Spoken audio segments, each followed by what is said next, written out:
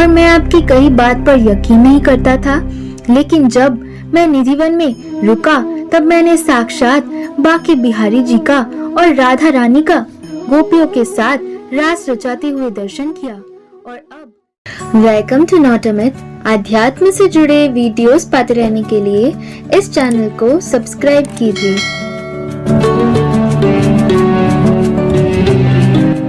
आप सभी को रहस्यमय सत्य घटना के दूसरे नए एपिसोड में स्वागत है।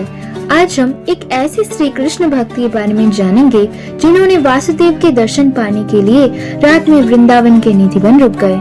आपके जानकारी के लिए बता दे कि जिस जगह की हम बात कर रहे हैं वो भारत के उत्तर प्रदेश की मथुरा जिले के वृंदावन में स्थित है। निधिवन को लेकर बहुत पहले से ही कई रहस्यमय घटनाएं जुड़ी हुई है।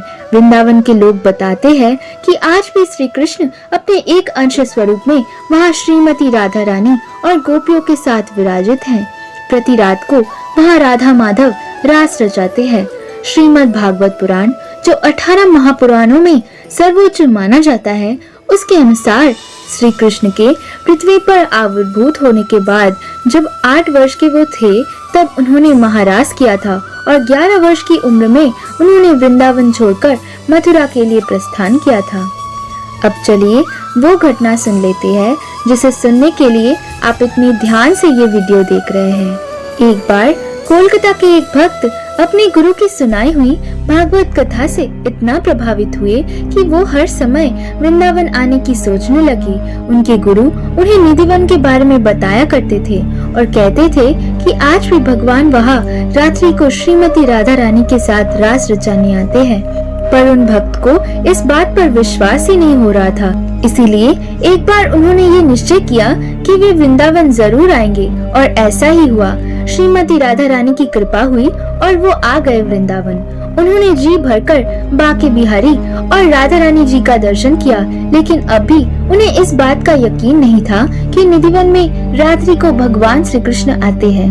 उन्होंने सोचा कि एक दिन निधिवन रुक कर देखता हूँ, इसीलिए वो वहीं पर रुक गए और देर तक बैठे रहे। जब शाम होने को आई तब एक पेड़ की लता की आड़ में छिप गए। जब शाम के वक्त वहाँ के पुजारी निधिवन को खाली करवाने लगे तो उनकी नजर उस भक्त पर पड़ गई और उन्हें वहाँ से जाने के लिए कहा।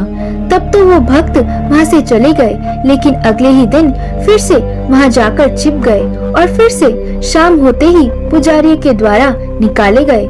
पर आखिर में उन्होंने निधिवन का एक ऐसा कोना खोज निकाला जहाँ उन्हें कोई न ढूंढ सकता था और वो आंखें मूंदे सारी रात वही निधिवन में बैठे रहे। अगले दिन जब सेविकाएं निधिवन में साफ सफाई करने आई तो पाया कि एक व्यक्ति बेसुध पड़ा हुआ है और उसके मुंह से झाग निकल रहा है। तब उन सेविकाओं ने सभी को बताया तो लोगों की भीड़ वहाँ पर जमा हो गई। सभी ने उस व्यक्ति से बात करने की कोशिश की, लेकिन वे कुछ भी नहीं बोल रहे थे। लोगों ने उन्हें खाने के लिए मिठाई आदि दी, लेकिन उन्होंने नहीं ली और ऐसे ही वो 3 दिन तक बिना कुछ खाए पिए बेसुध पड़े रहे। 4 दिन बाद उनके गुरु को, जो कि गोवर्धन में रहते थे, उन्हें इस विषय में बताया गया। तब उनके गुरुजी वहाँ पहुँचे और उसे गोवर्धन अपने आश्रम में ले आए। आश्रम में भी वे ऐसे ही रहा, पर एक दिन सुबह उस व्यक्ति ने अपने गुरुजी से लिखने के लिए कलम और कागज मांगा। गुरुजी ने ऐसा ही किया और उसे वो कलम और कागज देकर मानसी गंगा में स्नान करने चले गए। अब गुरुजी स्नान करके आश्रम में आए तो पाया कि उस भक्त ने दीवार के सहारे लगकर अपना शरीर त्याग दिया था और उस कागज पर कुछ लिखा हुआ था। उस पर लिखा था, गुरुजी, मैंने ये बात किसी को भी नहीं बताई है, पहले सिर्फ आपको ही बताना चाहता हूँ। आप कहते थे ना कि निधिवन में आज भी भगवान रास रचाने आते हैं और मैं आपकी कई बात पर यकीन नहीं करता था, लेकिन जब मैं निधिवन में रुका तब मैंने साक्षात बाके बिहारी जी का और राधा रानी का गोपियों के साथ रास रचाते हुए दर्शन किया और अब मेरी जीने की कोई इच्छा नहीं है। इस जीवन का जो लक्ष्य था वो लक्ष्य मैंने प्राप्त कर लिया है और अब मैं जीकर करूँगा भी क्या। श्याम सुंदर की सुंदरता के आगे ये दुनिया वालों की सुंदरता कुछ भी नहीं है। इसीलिए आपके श्री चरणों में मेरा अंतिम प्रणाम स्वीकार कीजिए।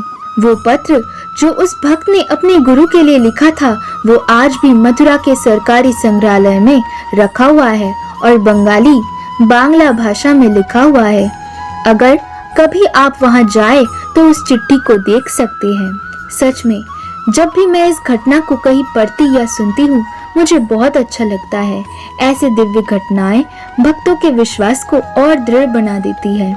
विश्वास के बल पर ही विश्व निवास करती है, इसीलिए पूरे विश्वास के साथ भगवान की कथाएं सुनते रहे।